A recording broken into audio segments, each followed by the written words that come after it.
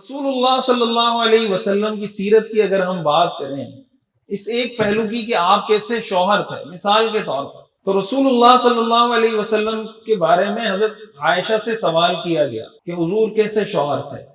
ظاہر ہے یہ کون بتا سکتا ہے؟ آپ کی ازواج ہی بتا سکتی ہیں نا۔ اور ایک کمال کی بات آپ کو بتاؤں کہ حضور علیہ الصلوۃ والسلام پر جب پہلی وحی نازل ہوئی، اقرأ بسم ربک الذی خلق خلق الانسان من علق اقرأ وربک الاکرم الذی علم بالقلم علم الانسان ما لم یعلم، یہ پہلی وحی جب آپ نے آ کے حضرت خدیجہ کو سنائی اور حضرت خدیجہ سے آپ نے کہا زملونی زملونی کہ مجھے کوئی چادر اڑاؤ، آپ کے جسم پہ کپ کپی تاری تھی، وحی کی بہت شدت ہوتی تھی حضور علیہ السلام پہ جب وحی نازل ہوتی تھی۔ صحابہ فرماتے ہیں کہ شدید سردی کے موسم میں حضور کے پورے جسم پہ پسینہ آ جاتا، اتنی سختی ہوتی تھی سردی وحی کے نزول کی۔ کسی سواری پہ آپ بیٹھے ہوتے تھے، وحی نازل ہونا شروع ہوتی تو وہ سواری زمین پہ بیٹھ جاتی تھی، سواری آپ کا بوجھ برداشت نہیں کر سکتی تھی۔ تو جب آپ نے دین کی دعوت دی، آپ کی دعوت کو سب سے پہلے ایکسپٹ کس نے کیا؟ حضرت خدیجہ رضی اللہ تعالی عنہ۔ کس نے؟ اسلام کی تاریخ میں سب سے پہلے مردوں اور عورتوں میں سب سے پہلے اسلام لانے والی شخصیت کون سی ہے؟ حضرت خدیجہ کی۔ یعنی اسلام سب سے پہلے اسلام قبول کرنے والی شخصیت ایک خاتون کی ہے، اور وہ خاتون کون ہے؟ وہ حضور کی اہلیہ ہیں۔ تو سب سے پہلے اسلام آپ کی زوجہ مطہرہ نے قبول کیا ہے۔ کیا آج بھی کسی شوہر پر اس کی بیوی کو اتنا اعتماد ہے جتنا اعتماد حضرت خدیجہ کو اپنے شوہر پہ تھا؟ ہم باہر بڑے خوش اخلاق بنے پھرتے ہیں، لوگوں سے ملیں گے ہنس کے ملیں گے، بڑے اچھے طریقے سے ملیں گے، اچھے کپڑے پہن کے ملیں گے، اور گھر میں جائیں گے تو فرعون بن جائیں گے۔ گھر میں ہمارا رویہ چنگیز خان کا ہوگا اور باہر ہمارا رویہ ایسا ہوگا کہ بندہ کہتا ہے کہ یار اس سے زیادہ خوش اخلاق آدمی دنیا میں ہے نہیں۔ پھر کہتے ہیں یار بیوی میری بات نہیں مانتی۔ بھائی آپ بیوی کے ساتھ کیسے ہو، دوست کے ساتھ کیسے ہو؟ حدیث میں آتا ہے رسول اللہ صلی اللہ علیہ وسلم نے ارشاد فرمایا خیرکم خیرکم لأہلہ وانا خیرکم لأہلی، تم میں سب سے بہترین شخص وہ ہے جو اپنے گھر والوں کے ساتھ اچھا ہو، اور میں تم میں سب سے زیادہ اپنے گھر والوں کے ساتھ اچھا ہوں۔ خیرکم خیرکم لأہلہ، تم میں سب سے بہتر وہ ہے، سب سے بہتر مسلمان کون ہے جو اپنے گھر والوں کے ساتھ، بولے میرے ساتھ، یہ زبان سے نکالے تاکہ دل میں اترے یہ بات، سب سے اچھا مسلمان کون ہے جو اپنے گھر والوں کے ساتھ اچھا ہو۔ ہم ذرا دیکھ لیں کہ ہم اچھے مسلمان ہیں یا نہیں۔ آپ نے فرمایا میں تم میں سب سے زیادہ اپنے گھر والوں کے ساتھ اچھا ہوں۔ تو آپ کے اچھے اخلاق کے سب سے زیادہ مستحق وہ آپ کی بیوی ہے، آپ کے اچھے اخلاق کے سب سے زیادہ مستحق آپ کے بچے ہیں، آپ کے اخلاق کے سب سے زیادہ مستحق آپ کے والدین ہیں، اس کے بعد دوسرے لوگ ہیں، ان کا نمبر بعد میں آتا ہے۔ حدیث میں آتا ہے نا کہ آپ اگر کسی عام آدمی کو صدقہ دیتے ہیں اس میں 1 ثواب ملتا ہے، کسی رشتہ دار کو صدقہ دیتے ہیں تو 2 ثواب ملتے ہیں، ایک صدقے کا ثواب، ایک صلہ رحمی کا ثواب۔ جب آپ کسی باہر کے آدمی سے اچھے اخلاق سے پیش آئیں گے تو آپ کو اچھے اخلاق کا ثواب ملے گا۔ جب اپنی گھر والی کے ساتھ، بچوں کے ساتھ، رشتہ داروں کے ساتھ، والدین کے ساتھ اچھے اخلاق سے پیش آئیں گے تو اچھے اخلاق کا ثواب بھی ملے گا، صلہ رحمی کا ثواب بھی ملے گا۔ تو گھر والوں کے ساتھ اچھے اخلاق سے پیش آنے میں ڈبل ثواب ہے، اور باہر کے لوگوں کے ساتھ اچھے اخلاق سے پیش آنے میں 1 ثواب ہے۔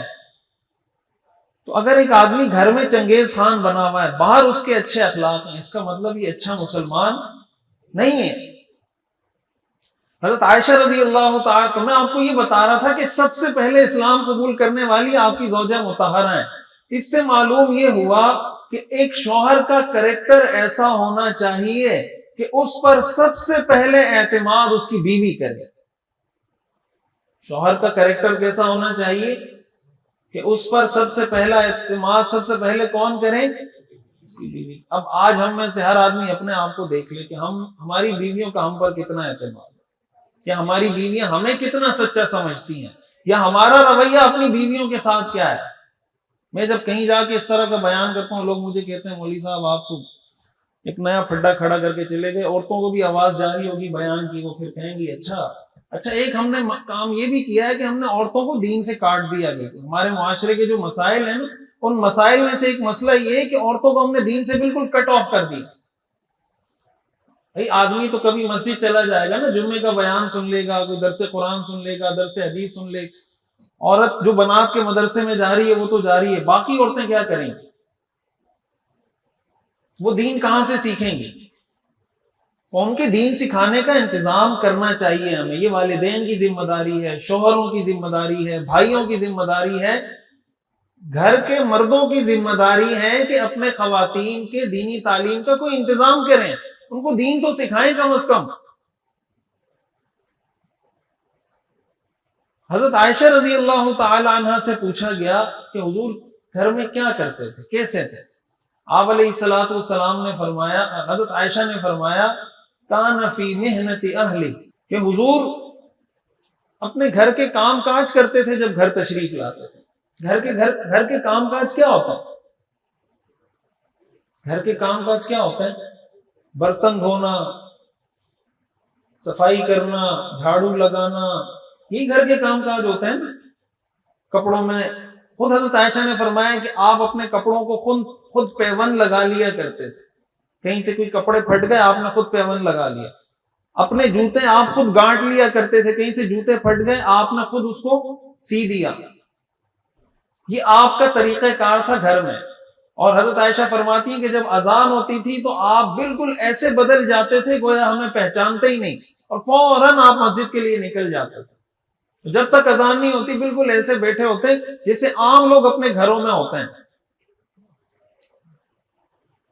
یہ حضور علیہ الصلوۃ والسلام کا طرز عمل تھا اپنے گھر کے اندر.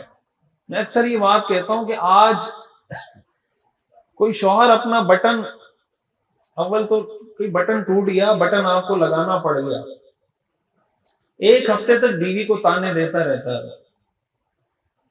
اگر آپ نے اپنا بٹن خود لگا لیا نا، ایک ہفتے تک بیوی کو تانے دیتے نہیں دیتے، یہ بیوی ہے میری، میں باہر جاتا ہوں، کماتا ہوں، یہ کرتا ہوں، ذلیل و خوار ہوتا ہوں، باس کی باتیں سنتا ہوں، اس کو بٹن لگانے کا طریقہ نہیں آتا. ایک ہفتے سے میرا بٹن نکلا ہوا ہے، اس نے بٹن نہیں لگایا.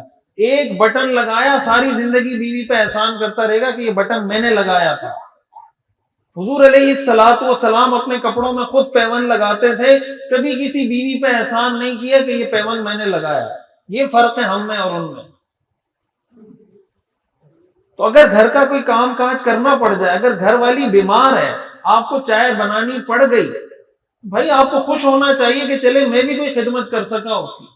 حضرت عائشہ رضی اللہ تعالی عنہ، آپ جانتے ہیں حضور علیہ الصلوۃ والسلام کو بہت زیادہ محبت تھی حضرت عائشہ سے. حضرت عائشہ رضی اللہ تعالی عنہ کے گھر میں آپ علیہ الصلوۃ والسلام ایک بار موجود تھے، تو آپ کی دوسری زوجہ مطہرہ نے آپ کے لیے ہدیے میں کوئی کھانے کی چیز بھیج دی. ایک خادم کے ہاتھ کے حضور حضرت عائشہ کے گھر میں ہے، یہاں تو تشریف نہیں لائیں گے لیکن یہ چیز میں نے پکائی ہے، مجھے اچھی لگ رہی ہے، تو میں چاہتی ہوں کہ حضور کو بھی بھجوا دوں. انہوں نے خادم کو دے کے بھجوا دیا. یہ صحیح حدیث ہے جو میں آپ کو سنا رہا ہوں.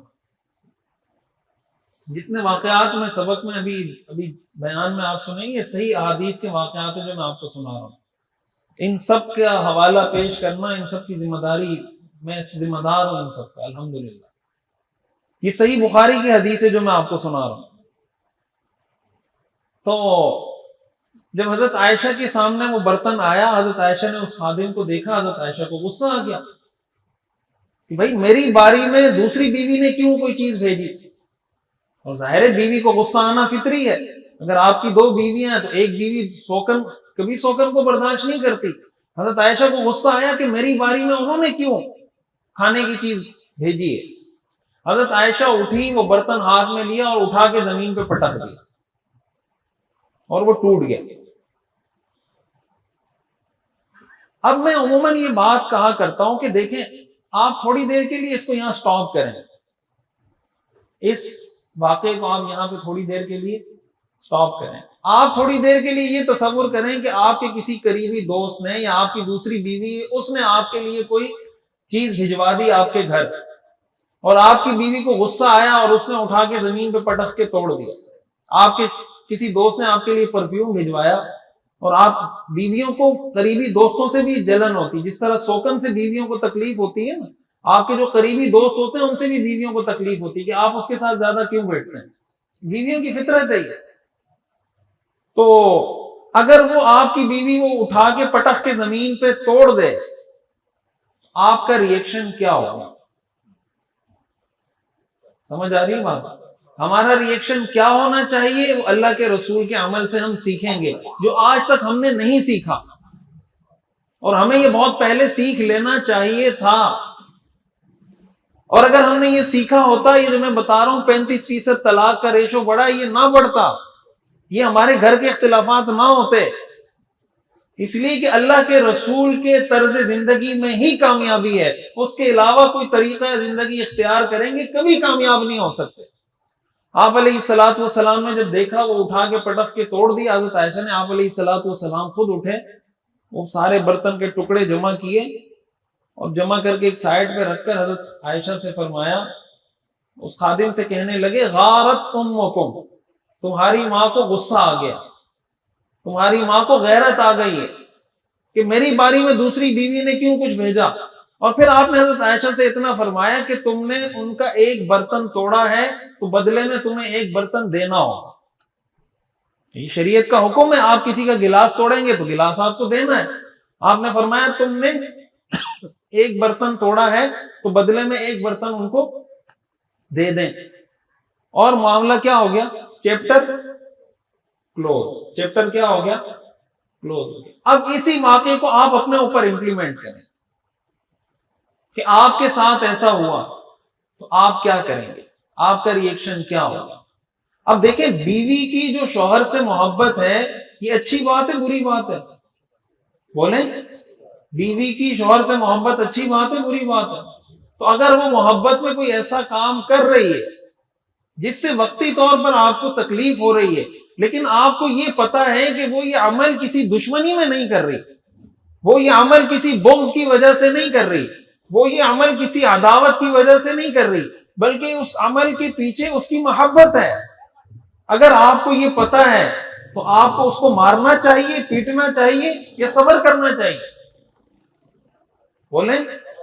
تو اگر آئندہ کے لیے یہ عزم کر کے اٹھیں، اگر آئندہ کے لیے بیوی کی طرف سے کوئی بھی ایسا کام دیکھنے کو ملے جو وقتی طور پہ آپ کو برا لگ رہا ہو، لیکن آپ کو آپ کا ضمیر یہ بتا رہا ہو کہ یہ عمل اس نے آپ کی محبت میں کیا ہے، آپ کی دشمنی میں نہیں کیا، تو اس پہ آپ نے غصے کی گھونٹ کو کیا کرنا ہے؟ پی جانا ہے۔ بلکہ اس پہ آپ کو دل میں خوش ہونا چاہیے کہ مجھے اللہ نے ایسی بیوی عطا کی جو مجھ سے اتنی محبت کرتی۔